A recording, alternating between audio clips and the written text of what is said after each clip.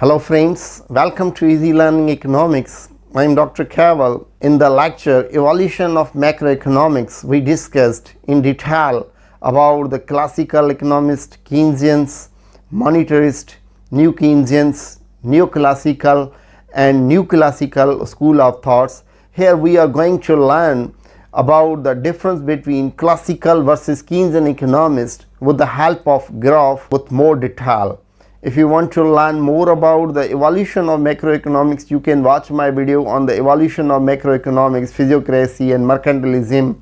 The links are given in description box. Classical school of thoughts. The classical economists include the Karl Marx, Weber, Durkheim, Adam Smith and J.S. Mill. Now the question arises, why they are called classical? Karl Marx, Weber, Durkheim, Adam Smith, J.S. Mill, Generich Carnot. They are called classical because all they were foundational and powerful theorists. They are known as classical because they are linked with the process of modernization. Their philosophy dominated till Great Depression 1930. They are also known as supply-side economists. Classical economists were of belief that market is always in equilibrium. There is quick adjustment among wages, price and interest rate. As a result, the market attains employment in the economy and government plays lesser role. This is the price which is shown on y-axis and output is shown on x-axis. This vertical line is aggregate supply curve and this is the AD. AD represents the aggregate demand and E is the point of equilibrium where the aggregate demand and aggregate supply intersect, and the market price is OP, whereas the output which is produced in economy, that is Y1, as the aggregate demand decreases from AD to AD dash, new equilibrium price is set in market, that is OP dash, and the economy is in equilibrium now at E dash, whereas the output remains same but the price decreases from OP to OP dash. So we can say initially economy is in equilibrium at point E where aggregate demand and aggregate supply intersect.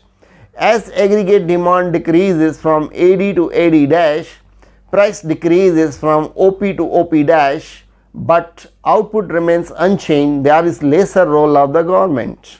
During the Great Depression 1930, high rates of unemployment for several years affected the world economies and doctrine of invisible hand was seen useless. Keynesian school of thoughts. If father of economics is Adam Smith, the founding father of macroeconomics is John Maynard Keynes. Why we say the Adam Smith as the father of economics? Because he for the first time in history in 1776 propounded the definition of economics. In his famous work Inquiry into the Nature and Causes of Wealth of Nation, he defined economics as a study of wealth of nation, and he is known as father of economics because he told the different ways to earn the money. If you go to jungle and bring the logs and sell it into the market, you will earn the money. If you catch the fishes and you can earn the money. John Maynard Keynes, who identified inflation and unemployment disequilibrium in the economy. John Maynard Keynes' famous work, The General Theory of Employment, Interest and Money, was published in 1936. Other notable Keynesians were John Law, Thomas Malthus, Birmingham School of Thomas Atwood, American economist William Trufant Foster and the Ketching were leading Keynesian economists. They are famous for consumption theories and also known as demand-side economists and remained influential till 1970. Keynesians was of opinion that government should intervene at the time of crisis when there is a failure in market. Keynesians were of opinion that market is not always in equilibrium. There is slow adjustment among wages, price and interest rate. A government plays major role. That this is the price which is shown on y-axis and output is depicted on x-axis. This is the vertical line that represents the aggregate supply curve, and this is the AD. A is the point of equilibrium where the aggregate demand and aggregate supply intersect, and the price is OP. As the aggregate demand decreases from AD to AD dash, output produced in economy, that is Y1 now instead of Y0. Price remains OP.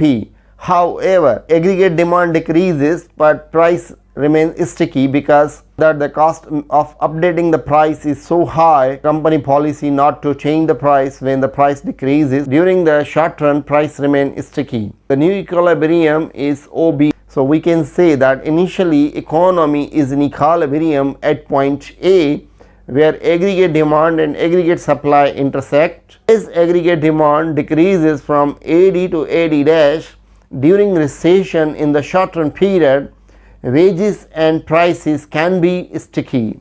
However, the potential level of output is Y0, but actual level of output at AD dash is Y1. At AD dash, price is high and quantity demand is less than quantity supplied, and producer produce Y1 output that is equals to quantity demanded. As a result, in an economic downturn, unemployment can result and output changes, and there is a slow adjustment of wages and price, that is OP dash. The government with expert fiscal policy can enhance purchases by decreasing the tax rates, be able to enhance the demand for goods and services, and can solve the macroeconomic problems of unemployment and business cycle. That's why Keynesians are also known as demand side economists. Here we are summarizing whatever we discussed in comparative in tabular form, how the classical and Keynesians are different. Classical economists were of opinion that market is perfect, self-sufficient and is always in equilibrium. It means there is a full employment and whatever the economy requires, it produces itself. Whereas the Keynesian economists were of opinion that market is imperfect, insufficient and is not always in equilibrium.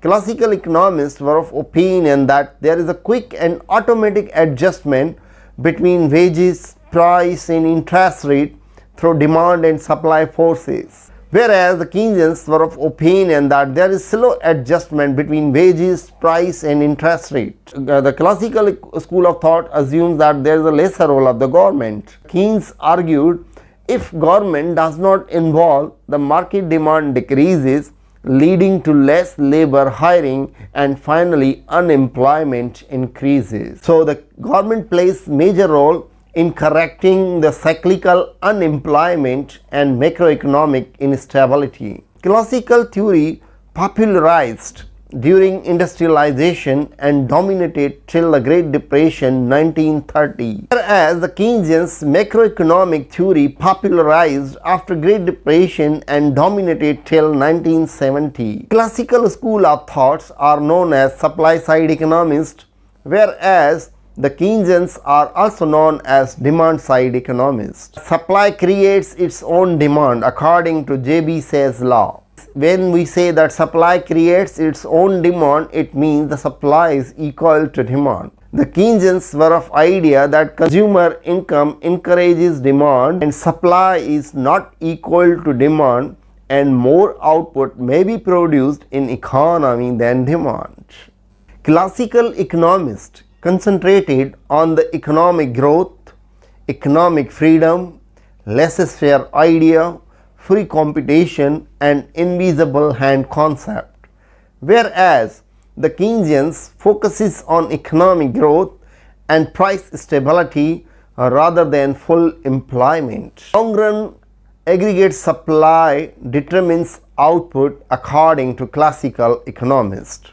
Aggregate demand determines output according to Keynesian economists. Classical assumes full employment, flexible wages and price, no need of fiscal or monetary policies, aggregate supply is vertical, rise in demand increases price but not production, and invisible hand corrects the economy, whereas the Keynesians assumes cyclical unemployment in the short run period, price rigidity, government fiscal and monetary policies are needed to correct the macroeconomic imbalances. It is all about the classical and Keynesian economists.